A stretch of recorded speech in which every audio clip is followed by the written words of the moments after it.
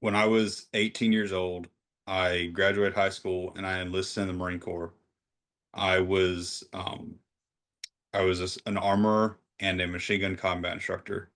So I got paid to play with machine guns. It was a lot of fun. But I was stationed in Quantico, Virginia. It was about 30 minutes south of DC. And yeah, I I was a proud owner of a 2013 Subaru WRX. I was a car guy before the wreck. I'm a car guy after the wreck. It doesn't get Yeah. lost. Nah, never, man. Never. Yeah, can't go wrong. But that was I remember the one thing you did say about that specific year of the WRX was the one year that they didn't have the airbags or whatever, right? So when I bought the car that I bought, what I bought was a pearl white 2013 WRX. When I bought the car, I was torn between the pearl white 2013 and a gray 2012 they had there that was same model, same WRX, same interior, low mileage, everything like that. And I chose the pearl white one simply because I like the pearl white in sunlight. And it turns out that 2013 was the first year of the curtain airbag in the car, which would be in the side curtains of the windows, which is what stopped my skull from hitting the tree that I hit. And so if I had the gray one, my skull would have hit the tree and I'd be dead. Well, yeah, thank God for that, man. For real, man. That's crazy. How are you building yourself further forward? And do you think this version of Gavin is better or worse and or like more adaptable, whatever you could say? Like how would you compare the two? I would say that I take every opportunity to improve. I mean, I know there's a lot of things I could do every day differently or better than I did the day before or than I did last week or whatever. Um, I take every opportunity I can to improve myself mentally, physically, emotionally, everything.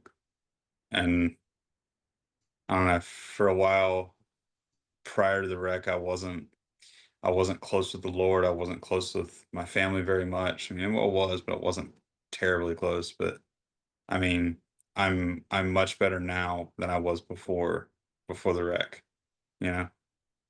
Totally, I totally get that. That's like me and my family. I think we kind of got like smushed together with the Yeah. family because fortunately we could be with them like at home as like like through the hospital times and all that. Yeah, absolutely. Um, that's like the gift that some of the brain injured people have when they're like our age or just younger and they get a TBI. Yeah, Yeah, I was 20 when mine happened, and you were what, 16, 17 no, or I so? was 19. 19. Okay, yeah. Yeah, we were both early 20s time frame, Yeah, young adult life, you know? totally. Yeah. It's honestly I do see I don't know, like there's a bunch of different perspectives you could like look at this from. Like I could choose the negative, like, oh yeah, I'm missing all this. I missed all the college. I missed all the fun experience. Or I can choose the like I'm super grateful, like the gratitude point of view. Yeah, Um, absolutely. and that like that's what I choose. And so how do you look at it and like or choose to look at it to help maybe for the future you or maybe the others like those I surrounding mean, you? I look at it from the positive side. I mean, I could have I could have broken my face more than I did. I could have had a worse injury. I could have had this. I could have had that. I mean, at the end of the day, I look at it like this. I'm 27 years old and I can't remember very well and I can't see well enough to drive. But other than that, I'm doing pretty good. I mean, I've been told many times before from other people that when they first meet me, they would have never known that I had a brain injury, that I had a severe brain injury. They would have never known that I broke everything in my face except my lower jaw.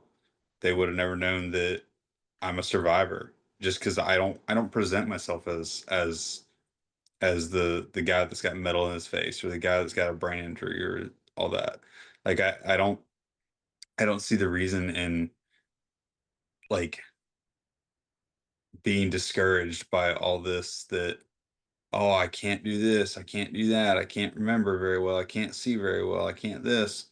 But think about the things that I can do. I love that, dude. I can share the positivity with people. I can do a random act of kindness every day. I can help somebody to their car with their groceries. I can do things for people or do things for myself to help them rather than just sitting around, "Oh, I'm sad because of this, because of that." I love that, dude. That's freaking huge, and certainly a difficult thing. I mean, we're very similar, similarly minded, and Mhm. situationally minded Yeah. or So, similar. Um, so yeah, I would definitely agree with that. And I don't know, I think the way I look at things too is like, how can I utilize this thing that's not working or like broken, or like now you can't do it, and how can I turn that into what I can do, but even better than I could before? right. Yeah, I mean, you have to take the opportunity when somebody tells you can't do something, that's just an opportunity to prove them wrong and to Yeah. prove that you can, to Yeah. show that you can't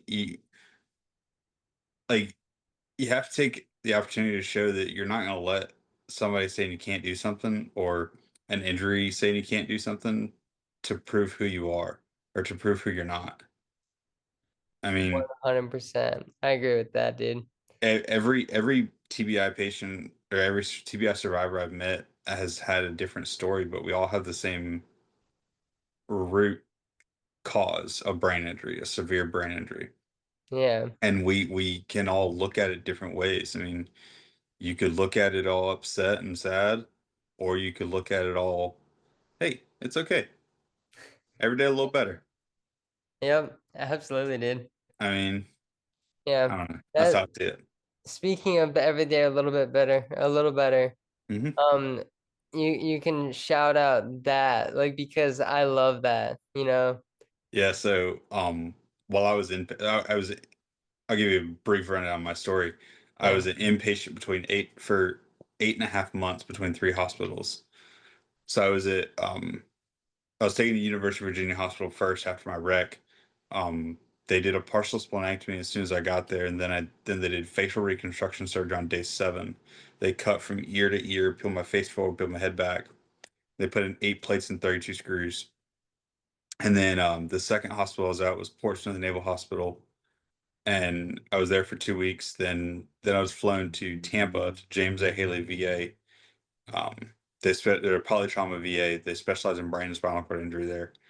And through this long recovery, my mom was there every step of the way. She slept bedside for 5 months or so, and she would always say, "Gavin, every day a little better, every day a little better." I was in a coma for 9 days, and she would say it to me while I was laying there, "Every day a little better." Then over time, she would say half, and I would say the other half, and then now it's a part of me forever. Literally because it's on my arm, Yeah. but also because it's very true. I mean, every day a Absolutely, little dude. better. I freaking love it. It's super awesome, dude. And like, I totally I love the connection that, like, like, to have like a mother that is right by your side through this kind of crap show. Yeah.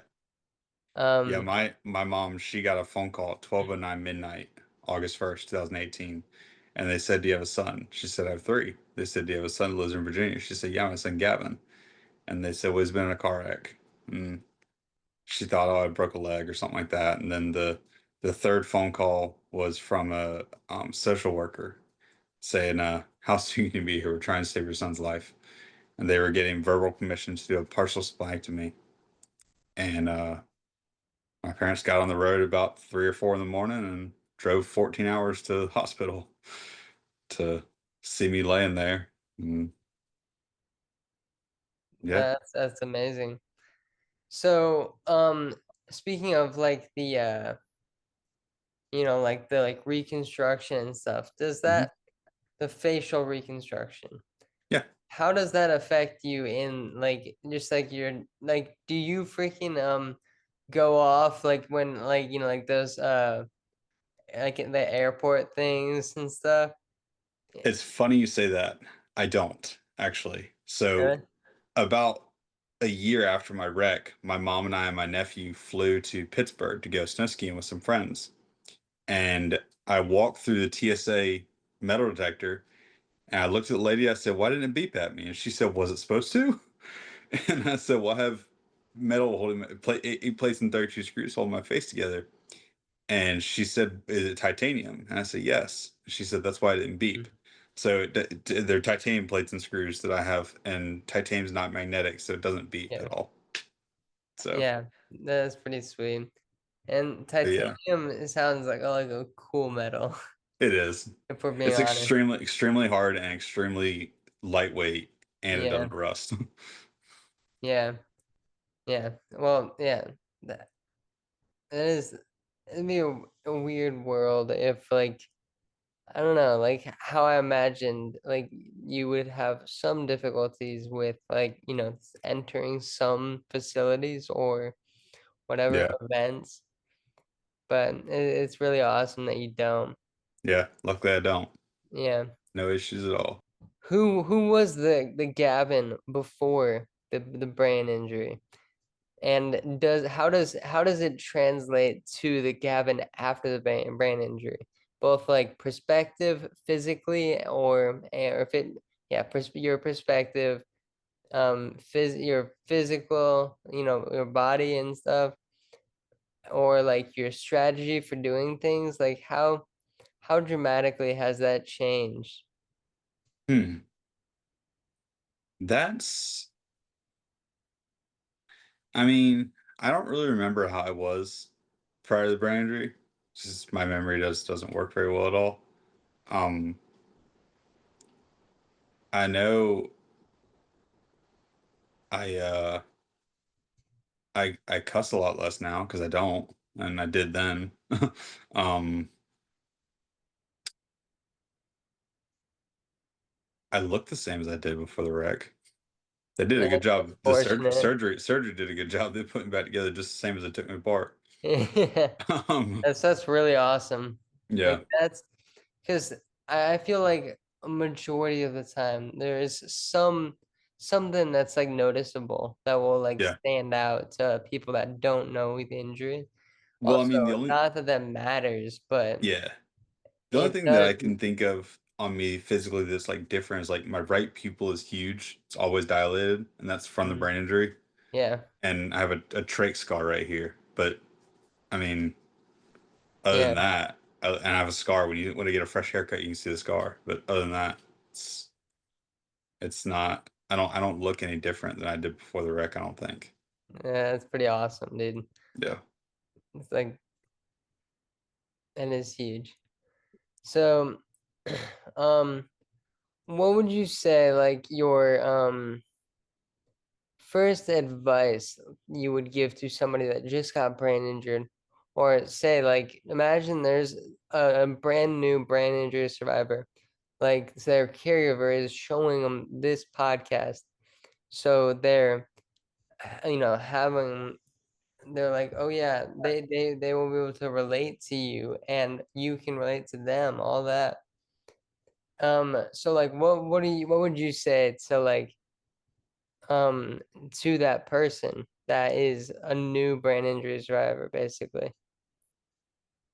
I would say a couple things. One, appreciate every day. There are 1,440 minutes in each day, and every single one of those minutes is a blessing for you and I. We Totally. we don't for me personally, prior to having a brain injury, I didn't appreciate life as much as I do now, as much as I should have, you know? Yeah, We we we don't take every opportunity to appreciate the breath in our lungs, the beat of our heart, and I would say to a new brain injury survivor, appreciate the days you're given. And also take every opportunity you can to improve. If there's one or two little things you can do different each day to make it a little bit easier on yourself or on your caregiver, or a caregiver can make it easier for their survivor, do it. I mean, it's if it's as simple as it, say for example, the survivor has vision issues, and it's as simple as don't put the clear glass cups on the bottom shelf of the cabinet. So if it's just that simple, I mean, there are things that I've had to do, me and my family have had to do in our household to make it easier. Like, I'm very vision impaired. I don't have any depth perception. My peripheral vision is horrible, and so seeing clear glass cups is not easy. It took me knocking over one too many before we realized that the clear glass cups don't go on the bottom shelf of the cabinet because they're just easy to knock over. Yeah, And yeah, just take every opportunity you can to make it easier and better. I love that, dude. Like Yeah, that's so huge, honestly.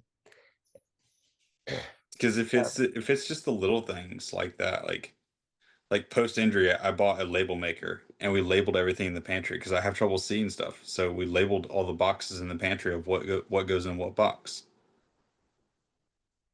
Yeah, I mean, it's honestly, a compound effect of multiple different things that make life easier and more simple post injury. yeah.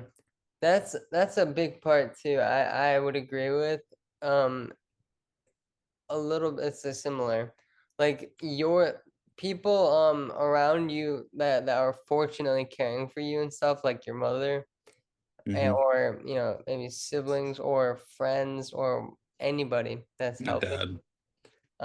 Yeah, for sure. Um, anybody that is willing to help is really making a huge difference because there, I think there is, of the insane amount of brain injured people in this world, I think it really shouldn't. They can't be discredited for like being somebody like that be an awesome part of like a team of like thinkers, because like Hmm. it's just the expansion of perspective, and I feel like the brain injured people like me and you have like a more uniquely expanded perspective, which is super fascinating, honestly. But You don't start noticing things until those things impact you. absolutely, It's like you don't start noticing how important crosswalks are or bumps on a curb or whatever it is until you need them or use them. totally, dude. Yeah, they're like the handicap indicators and stuff, like along the Yep. street or the like maybe parking. I mean, obviously, like the handicap parking and stuff is Yeah, loading zones and clutch. everything.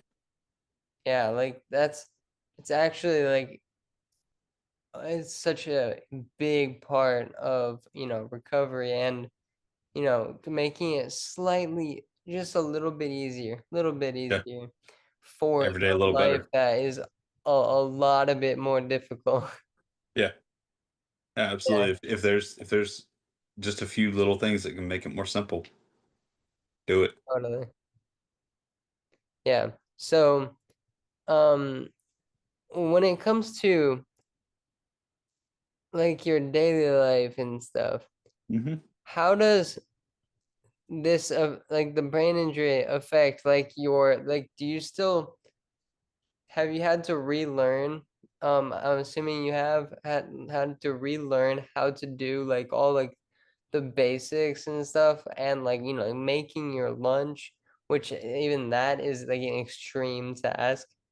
Yeah, Um, or yeah, I just simply getting snacks for whatever. yeah I don't remember much of my recovery, but I'm told all the time how I had to relearn everything. I had to relearn how to walk. I had to relearn how to talk. I had to relearn how to do anything and everything.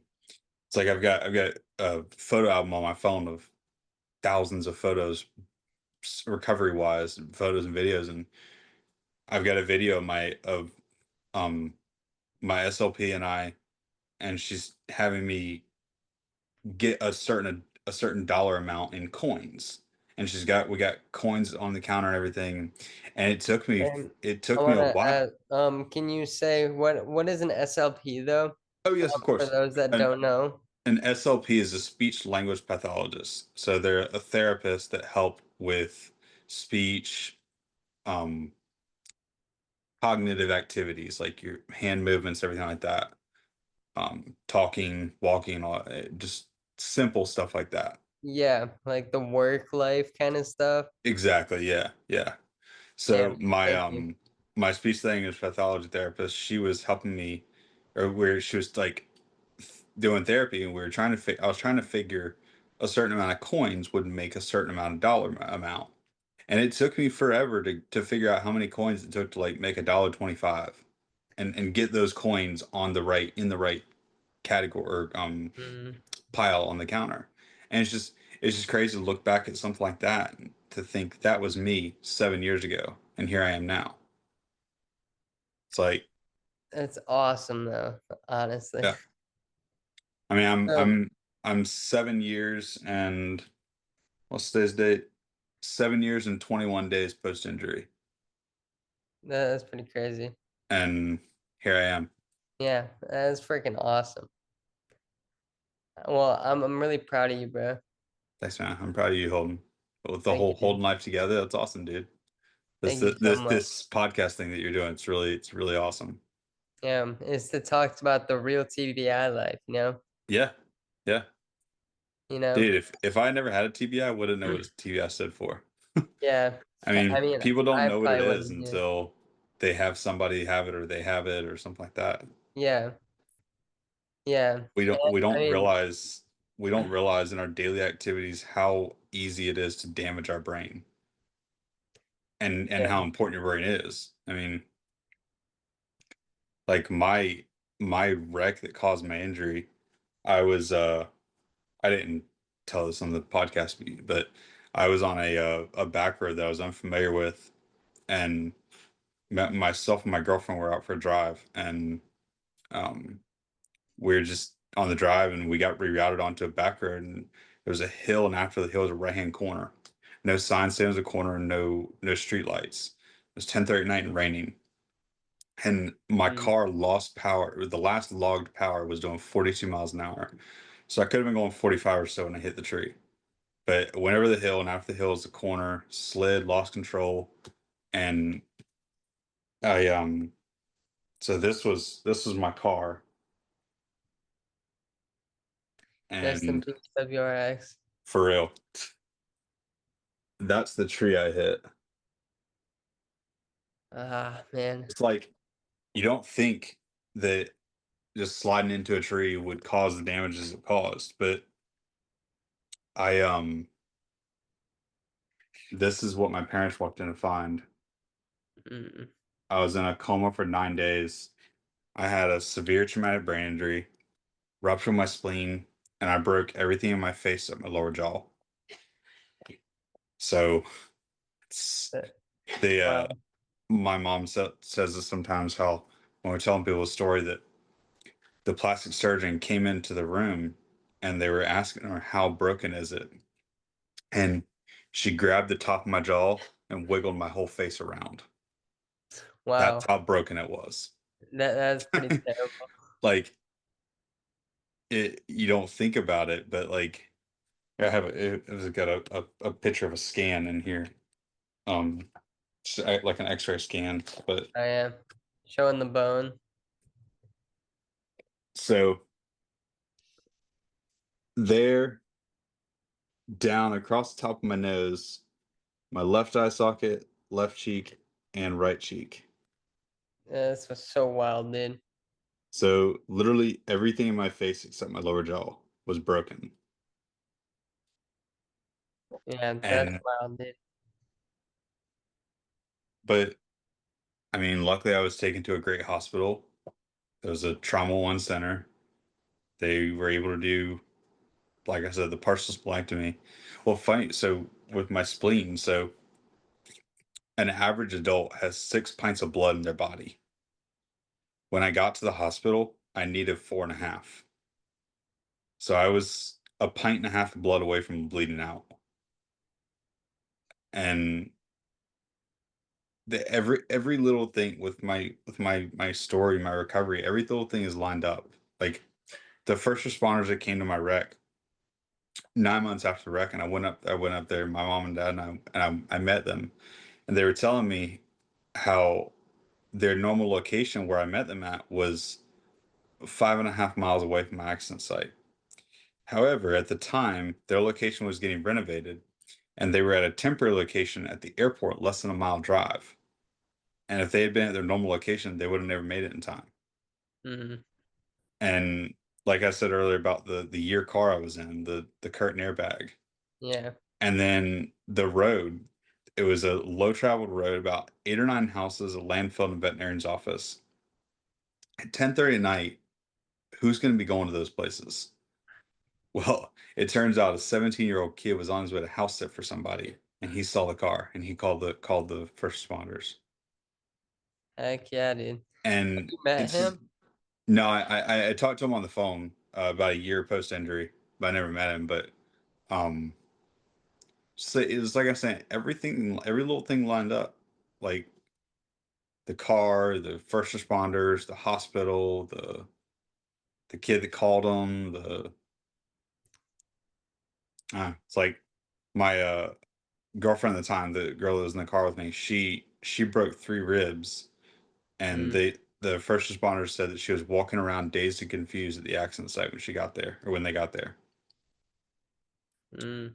And Oh, but wow. she only broke 3 ribs, and I broke everything in my face except my lower jaw. I I wouldn't be able to be okay with myself if she had any injuries and I didn't. You know what I mean? Oh, yeah. Yeah, that But the guilt that yeah, would, dude, yeah, cause is yep, yep. yeah, But unfortunately. I'm good now, man. I'm Yeah, man. breathing. I'm walking. I'm talking. I'm appreciating each day. Heck yeah, dude. I freaking love that. Like, that is so, so big in a, you know, a positive and, like, a good recovery is, like, a recovery where you can like, awareness is something that was very difficult for me to, like, reobtain, Hmm. you know? So, like, what was your, experience with your lack of awareness after the brain injury? Yeah, after the brain injury, if you remember or could recall anybody saying something about that. What do you mean lack of awareness? Like, you're aware like, it's like social cues, it's like a typical, brain injury, deficit is like your awareness is super limited if something somewhat impacted or sometimes Mhm. super dramatically impacted. I think if anything, I'm impacted to where I'm more aware of things. Well, at least I am now. Mhm. 7 years. Yeah. Um, Immediately when for a while my right eye wouldn't open. When it did open, I had double vision, and I couldn't see very well. I my depth perception doesn't work. I couldn't hear out of the right ear at all. I was very vulnerable to like bumping into other people walking down the sidewalk or whatever, or tripping on something, or not seeing something and thinking I saw it. Or it's funny, my mom tells us sometimes how we would be walking down the hallway in the hospital, and we'd be walking past the nurse's desk, and I would say, "Hey, how y'all doing? Hey, how y'all doing?" And there wouldn't be anybody there. But I would see a desk, and I would just assume that there was somebody there. Oh But yeah. I was, I guess, in that case, unaware of the fact that they weren't there. Yeah, you like developed a habit that like because Exactly. your background mind was basically telling you like there should be someone here, but there Right. wasn't really. Exactly. Yeah, exactly. That would be yeah, that is wild. Is yeah, I definitely would say that like definitely taps into like the sense of awareness. Yeah. And like I understand how drastically it changes. I mean, everything changes after the brain injury. Yeah. Absolutely it is. But It's yeah. yeah, Brain injury, brain injury survivors will be a brain injury survivor for the rest of their lives. yeah, I mean, if you were to do a scan, a CAT scan of your brain or a CAT scan of mine, you would see the damage still, and you always will. There will always be signs of brain injury damage, hmm and that just means that we're a survivor for life. heck yeah, dude. We're a veteran It's like of a the TBI strange world. accomplishment. Yeah, yeah. It's not Like, something you yeah, ever we really made want it. to be accomplishment, but when it does, when it Yeah, happens, you're like, all right, cool. I'm a yeah. It's like survivor. I'll take that reward. Yeah, I'll take that survivor award. Can't go wrong with that. Yep. But yeah, it is a I don't know, especially I think it's like I can recall my mom and like my parents like they have talked and they talk about like what it was like before or things that were missing but then like they end up lining up like perfectly like and like you could say divinely Yeah, and absolutely. like I am so appreciative of that. And honestly, I think that is the thing that really pumps me up like every day is to just have that like static, um, gratitude in the mind, you know, Yeah, which, yeah. And honestly, like I feel like the like who we were before the accident, um, is like a different personality in a sense. yeah, yeah. I was definitely different then than I am now. Yeah, I think I'm a good different now, better different yeah, now. I love that. But yeah, That's freaking awesome, honestly. That I would also agree with that for me personally. Like I because I'm like way more um emotionally like aware and compassionate and more patient because the brain injury really grows well for some really grows your yeah, patience scale because you need a lot of patience to recover yeah. from brain injury. That's for sure. Got to be patient with yourself, and you learn how to be patient with others at the same time. Yeah, it's like a double whammy. Yeah, for real. Nope. Yeah. Yeah, dude. Well, I really appreciate having you on this Of course, call. brother. Of course. Yeah. Peace out, Gavin. Let her hold. Have a good day, bye.